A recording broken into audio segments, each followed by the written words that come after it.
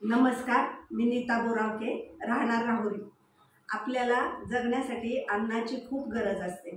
तसं तेच अन्न चावण्यासाठी आपल्याला दातही चांगले असणे हे फार गरजेचे आहे।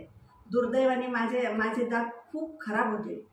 ते आपोआप त्याची झीज झालेली होती, त्यामुळे खाताना त्याला खूप असे ठणके बसायचे, कधी कधी त्यात खूप पेन व्हायचा। मग मी 2017 मध्ये आपले राहुरीचे डॉक्टर राहुल बलदवा यांच्याकडे आले। मग त्यांनी मला त्या दातांवर कॅप बसवण्याचा सल्ला दिला। मग मी विचार केला, मला खूप भीती वाटायची।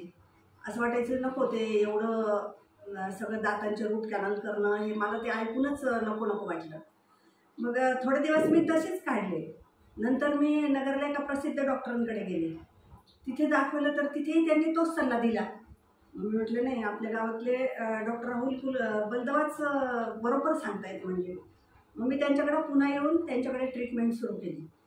पण ह्या गोष्टींमध्ये माझे 3-4 वर्ष सहज गेले। तोपर्यंत मी पेन सहन करत गेले, दातांची आणखी झीज झाली। मी डॉक्टरांनी समजावून सांगितल्यावर मी मनाचा निर्धार केला आणि त्यांच्याकडे ट्रीटमेंट सुरू केली। दोन्ही डॉक्टर, मिस्टर अँड मिसेस, दोघंही खूपच कोऑपरेटिव्ह आहेत आणि त्यांनी माझ्या दातांवर इतकी छान ट्रीटमेंट केली। 2 महिन्यात माझ्या कॅप बसवून झाल्या।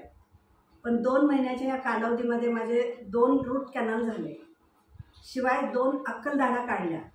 त्या अक्कलदाढा काढण्याच्या भीतीने मी गर्भगळीत व्हायची आधीच, पण त्यांनी इतक्या सोप्या पद्धतीने आणि व्यवस्थित सगळं हँडल करून मला कमीत कमी त्रास कसा होईल याकडेच त्यांनी जास्त लक्ष दिलं।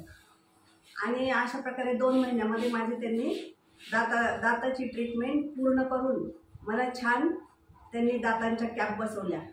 आतमध्ये माझे मूळ दात जराही म्हणजे आतमध्ये मूळ दात तसेच आहेत, पण वरून फक्त हे कॅप लावलेले आहे।